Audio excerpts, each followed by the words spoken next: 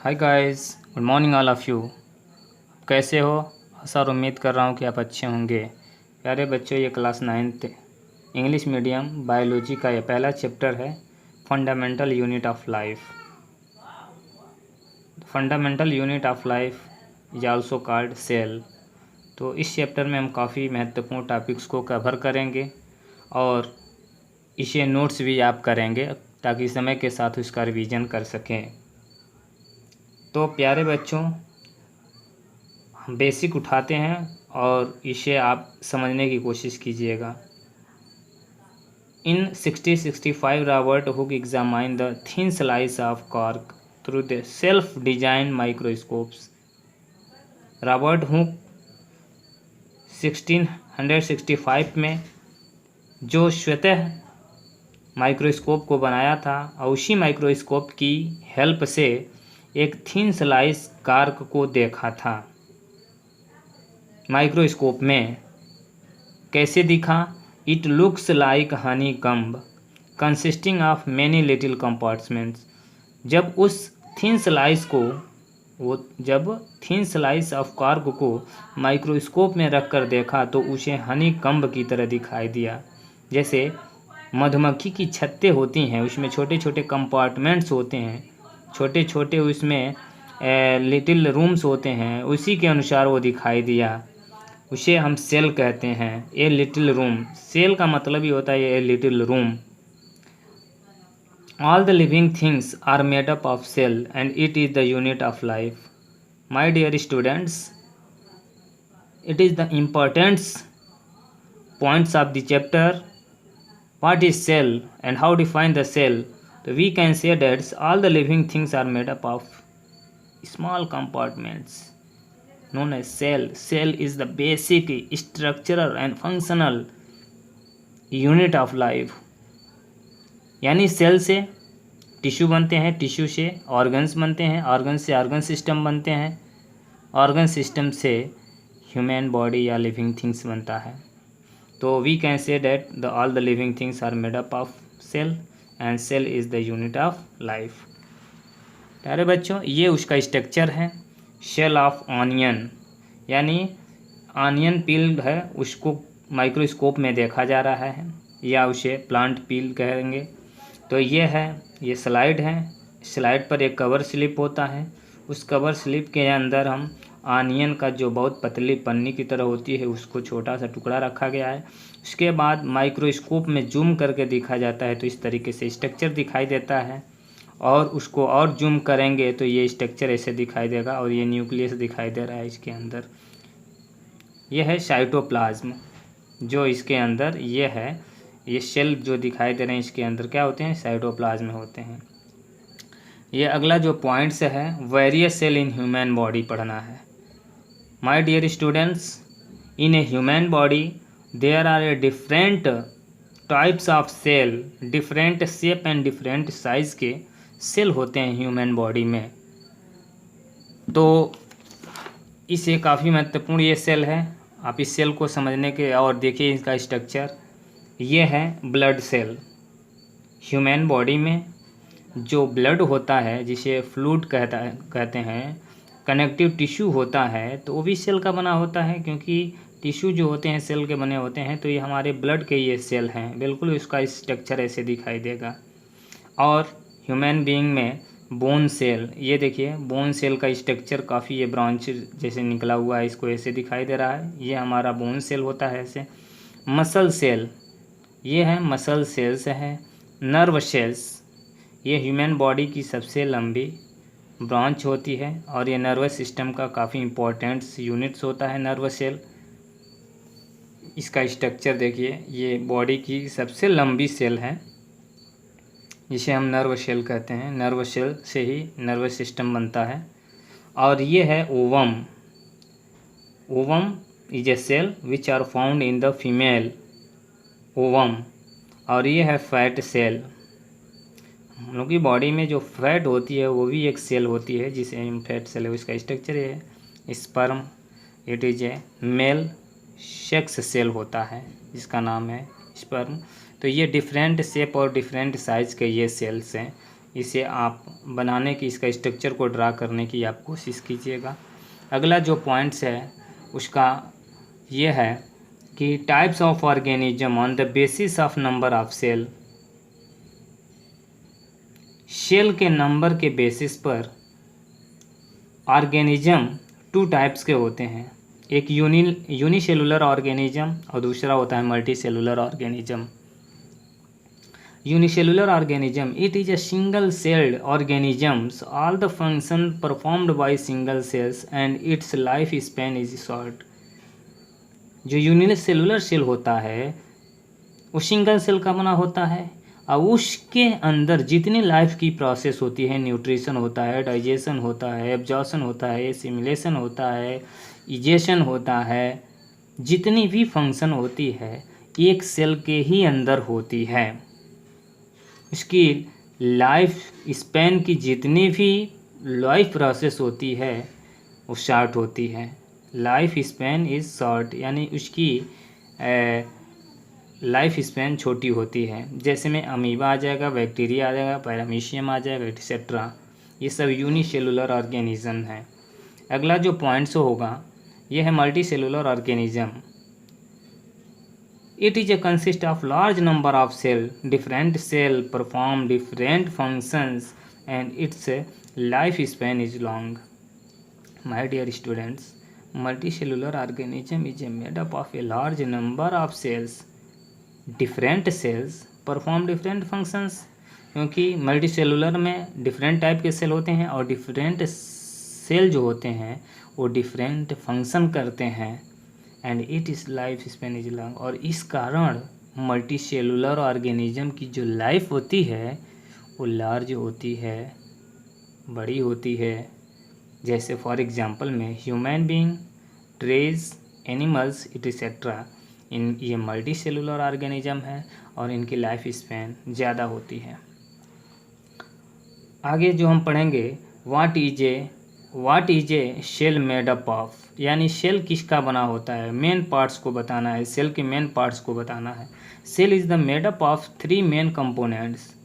Cell जो होता है मेन 3 कंपोनेंट्स का बना होता है। माय डियर स्टूडेंट्स, पहला कंपोनेंट होता है सेल मेम्ब्रेन, जिसे हम प्लाज्मा मेम्ब्रेन भी कहते हैं। दूसरा है न्यूक्लियस और तीसरा है साइटोप्लाज्म। माय डियर स्टूडेंट्स, ये जो सेल का सबसे आउटर जो है कवर, ये प्लाज्मा मेम्ब्रेन होता है, जिसे हम सेल मेम्ब्रेन भी कहते हैं। और इसके अंदर जो ये हम राउंड करके बनाया हूँ, ये सेल का मेन है, सेंट्रल पार्ट होता है, जिसे न्यूक्लियस कहते हैं। और न्यूक्लियस और सेल मेम्ब्रेन के बीच में जो भी इसके अंदर चिपचिपे पदार्थ होते हैं, जेली लाइक मटेरियल्स होता है, कलरलेस हो सकता है, गोंद की तरह होता है, इसी को हम लोग साइटोप्लाज्म कहते हैं। ये साइटोप्लाज्म है और इसी साइटोप्लाज्म में डिफरेंट सेल ऑर्गेनेल्स सस्पेंड होते हैं। आशा करता हूँ कि शायद आपको समझ में आया होगा। अगला जो पॉइंट्स है, सेल मेम्ब्रेन को डिफाइन करेंगे और सेल मेम्ब्रेन क्या चीज़ होती है, क्या फंक्शन करती है। तो सबसे पहले सेल मेम्ब्रेन या प्लाज्मा मेम्ब्रेन, और उसी को प्लाज्मा लेमा के नाम से भी जानते हैं। इसे कोशिश करेंगे समझने के लिए। Cell membrane is the boundary of each cell. हर एक सेल की बाउंड्री होती है which separates the cytoplasm from surrounding, जो सराउंडिंग से साइटोप्लाज्म से अलग करती है ना। Cell membrane boundary of each cell, हर सेल का वो बाउंड्री होता है प्लाज्मा लेमा या सेल मेम्ब्रेन। और which separate the cytoplasm from surrounding, जो सराउंडिंग से साइटोप्लाज्म को अलग करके एक सेल बनाती है। Present in both animal cell and plant cell. तो जो सेल मेम्ब्रेन होता है या प्लाज्मा मेम्ब्रेन या प्लाज्मा लेमा होता है, वह एनिमल सेल में भी प्रेजेंट होता है और प्लांट सेल में भी प्रेजेंट होता है। And cell membrane is a made up of protein and lipids. Cell membrane जो होता है प्रोटीन और लिपिड का बना होता है। ये काफ़ी इंपॉर्टेंट ये लाइन है, इसको आप नोट करेंगे कि जो सेल मेम्ब्रेन होता है प्रोटीन और लिपिड्स का बना होता है। It is selectively permeable in nature.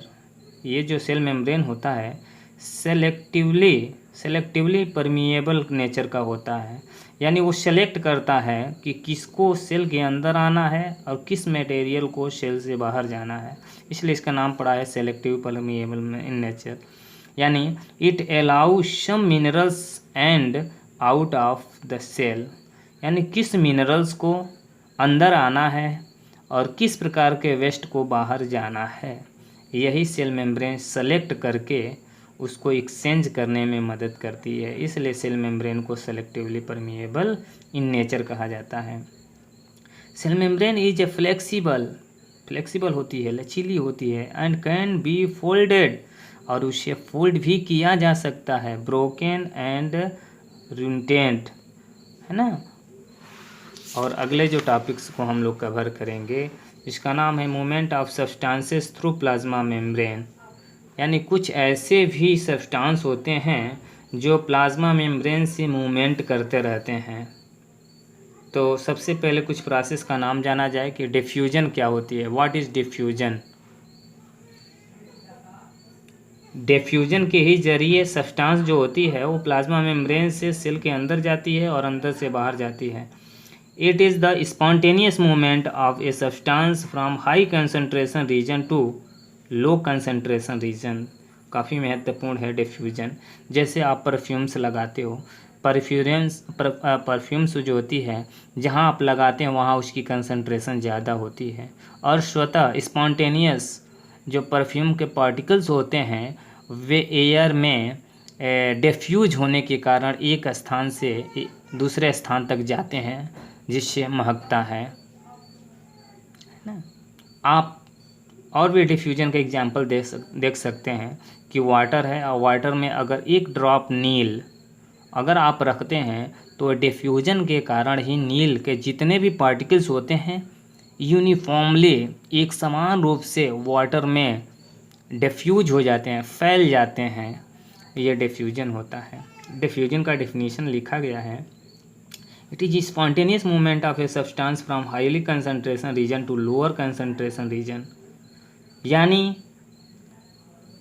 इसमें जो सब्सटेंस होता है वो हाई कंसंट्रेशन रीजन से लो कंसंट्रेशन रीजन की ओर क्या करता है, मूवमेंट करता है, स्वतः स्पॉन्टेनियस। जैसे ऑक्सीजन है एंड कार्बन डाइऑक्साइड है, can move across the cell membrane. अगर सेल के अंदर कार्बन डाइऑक्साइड की मात्रा यानी कंसंट्रेशन ज़्यादा होती है और बाहर ऑक्सीजन की कंसंट्रेशन ज़्यादा होती है, तो बाहर से ऑक्सीजन सेल के अंदर डिफ्यूज कर जाएगा, और अंदर से सेल के अंदर से कार्बन डाइऑक्साइड की कंसंट्रेशन ज़्यादा है तो वो बाहर निकल आएगा डिफ्यूजन के कारण। ये प्लाज्मा मेम्ब्रेन से होकर ऐसा होता है, थ्रू प्लाज्मा मेम्ब्रेन। तो जब कंसंट्रेशन सेल के अंदर, अगर कार्बन डाइऑक्साइड की कंसंट्रेशन सेल के अंदर ज़्यादा होती है तो डिफ्यूज करके बाहर निकल आएगी, और यदि बाहर ऑक्सीजन की कंसंट्रेशन ज़्यादा है तो डिफ्यूज करके ऑक्सीजन सेल के अंदर एंट्री कर जाएगा डिफ्यूजन के कारण। Osmosis, movement of water molecules through plasma membrane is called osmosis. प्यारे बच्चों, आप लोगों ने देखा होगा किशमिश को या चना को, रेजिन को वाटर में रख दिया जाता है तो ऑस्मोसिस के कारण वह स्वेलअप कर जाता है। तो the movement of water molecules movement करने लगते हैं थ्रू प्लाज्मा मेम्ब्रेन से, उसी को हम ऑस्मोसिस कहते हैं। जैसे डिफ्यूजन ऑफ सॉल्वेंट है, सॉल्वेंट का डिफ्यूजन होना। What happens when cell put in the water solution of sugar और साल्ट्स।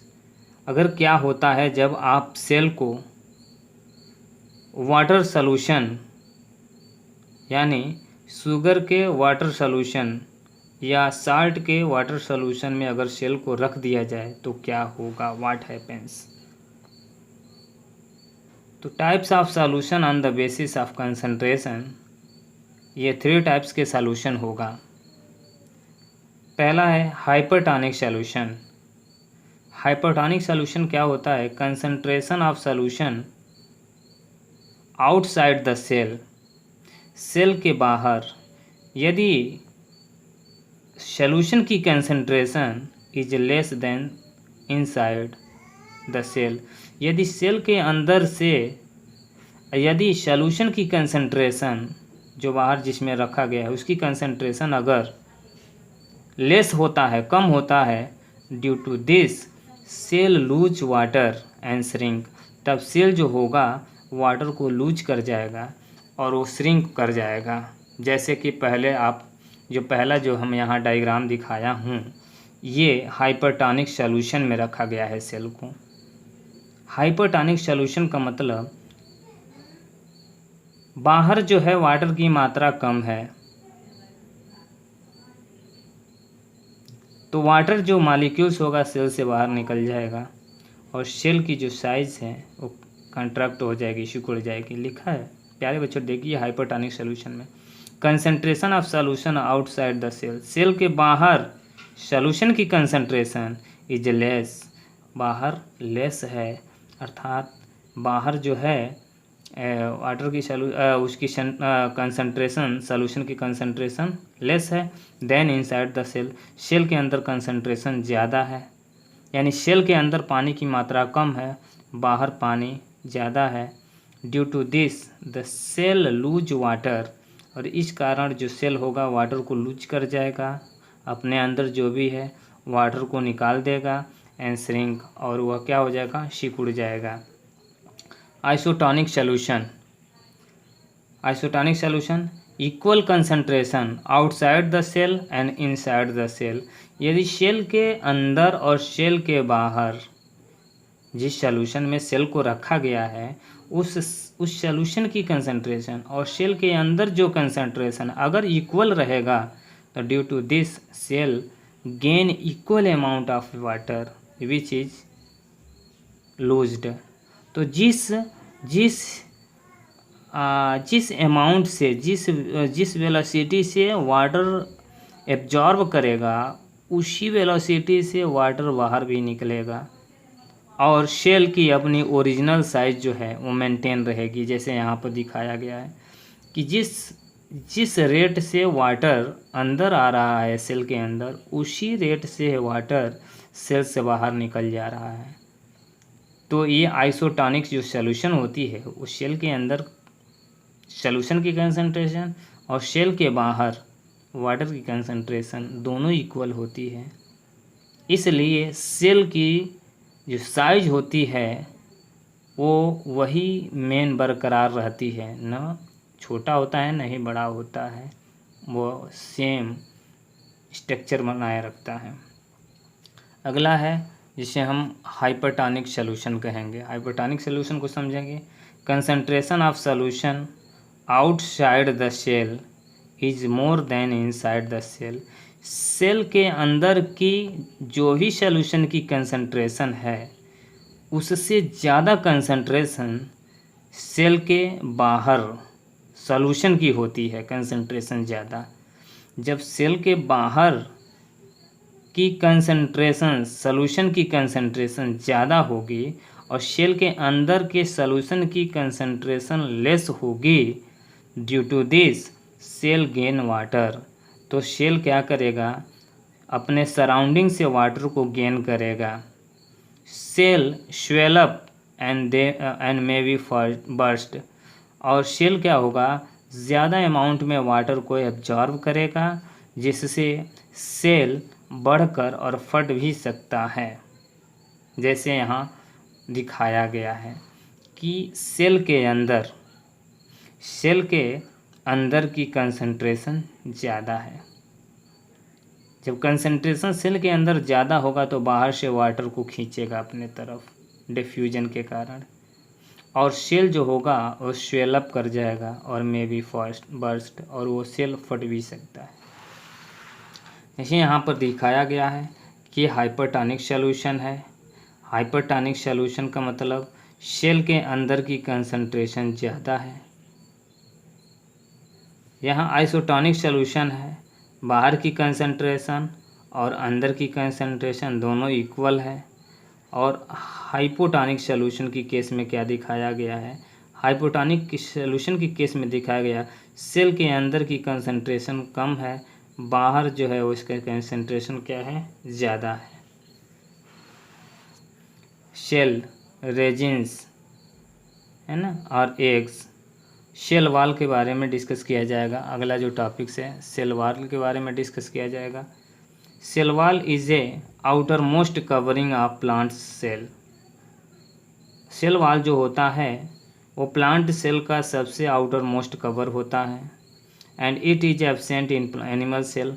एनिमल सेल में जो होता है ये सेल वॉल एब्सेंट होता है।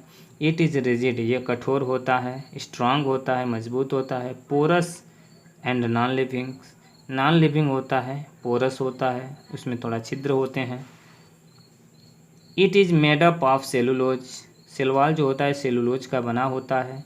Cell wall of the two cells are joint by a layer लैमेले।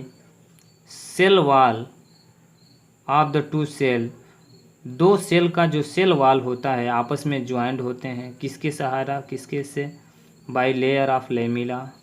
लैमेले जो होती है उसी के जरिए दो सेल का जो सेल वॉल होता है ज्वाइंट होता है। अगला है function of cell wall. Cell wall के फंक्शन क्या होते हैं। इट प्रोवाइड्स, सेल वॉल क्या प्रोवाइड्स करता है, definite shape to the cell. Cell को डिफिनिट शेप बनाए रखता है। इट प्रोवाइड स्ट्रेंथ, यह सेल को स्ट्रेंथ देता है, ताकत देता है to the cell. It is permeable and allow substances of different size. ये परमिएबल होता है, आने जाने देता है, अलाउ कराता है सब्सटेंसेस को of different size. Different size के जो भी सब्सटेंस होते हैं वो क्या करता है, वह अलाउ करता है, किसको अंदर आना है किसको बाहर जाना है, सेलेक्ट करता है। It is a made up of cellulose, और जैसे जानते हैं कि सेल वॉल सेलुलोज का बना होता है। अगला जो पॉइंट है हम कवर करेंगे न्यूक्लियस। न्यूक्लियस क्या होता है, headquarter of the cell. Cell का ये हेड क्वार्टर होता है। It directs and controls the cellular activities. ये क्या करता है, ये डायरेक्ट करता है, डायरेक्शन देता है, control the cellular activity. Cell के अंदर जो भी एक्टिविटीज़ होती है, सेल के अंदर जो भी एक्टिविटीज़ होती है उसको कंट्रोल करता है और डायरेक्शन देता है nucleus. In eukaryotic cell a well defined nucleus is present. एक यूकैरियोटिक सेल में जो न्यूक्लियस होता है वह वेल डिफाइन होता है, प्रेजेंट होता है। While in prokaryotic cell a well defined nucleus is absent. जबकि प्रोकैरियोटिक सेल में जो न्यूक्लियस होता है वो एब्सेंट होता है। It has a double layer covering called nuclear membrane. Nucleus के ऊपर एक मेम्ब्रेन होता है जिसे डबल लेयर कवरिंग कहते हैं, कि न्यूक्लियस के ऊपर एक और मेम्ब्रेन होता है जिसे कहते हैं कि न्यूक्लियस है जे double layer covering called nuclear membrane. Nuclear membrane has pores. Nuclear membrane में पोर होता है विच रेगुलेट्स, जो क्या रेगुलेट्स करता है, मूवमेंट ऑफ मटेरियल्स इन और आउट ऑफ न्यूक्लियस। न्यूक्लियस के अंदर और न्यूक्लियस के बाहर आने जाने का कंट्रोल ये न्यूक्लियर मेम्ब्रेन करता है कि कैसे मटेरियल को अंदर आना है, कैसे मटेरियल को बाहर जाना है। इसके बाद inside nuclear membrane it contain nucleolus. आप न्यूक्लियर मेम्ब्रेन या न्यूक्लियस के अंदर न्यूक्लियोलस देखने को मिलेगा। Chromosomes and chromatin materials. उस न्यूक्लियस के अंदर जो न्यूक्लियोलस मिलता है देखने को, क्रोमोजोम्स होते हैं, क्रोमेटिन मटेरियल्स भी होते हैं न्यूक्लियस के अंदर। Chromatin materials consist of DNA. Chromatin materials जो होता है डीएनए का बना होता है, जिसे हम डीऑक्सीराइबोन्यूक्लिक एसिड कहते हैं, एंड प्रोटीन और प्रोटीन का बना होता है। तो जो भी क्रोमेटिन मटेरियल्स होता है वो डीएनए का और प्रोटीन के बने होते हैं। क्रोमोजोम्स, यही क्रोमेटिन है जो डेवलप करके क्रोमोजोम्स बना लेती है। Chromosomes contain information for inheritance of features from parent to next generation. जो सेल के अंदर न्यूक्लियस होता है, इस न्यूक्लियस के अंदर क्रोमोजोम्स होता है, क्रोमोजोम्स में इंफॉर्मेशन होती है फॉर इनहेरिटेंस, यानी जनरेशन टू जनरेशन। जैसे पेरेंट्स का कुछ कैरेक्टर्स जो होते हैं वे जीन या डीएनए के ज़रिए उसके पेरेंट्स में जाते हैं। तो सेल के न्यूक्लियस के अंदर क्रोमोजोम्स में, है ना, ये इंफॉर्मेशन जीन के रूप में कोडित रहता है जो पेरेंट के कैरेक्टरिस्टिक्स को उसकी जनरेशन में ले जाता है। Type of cell. अब अगला पढ़ेंगे type of cell. Prokaryotic cell.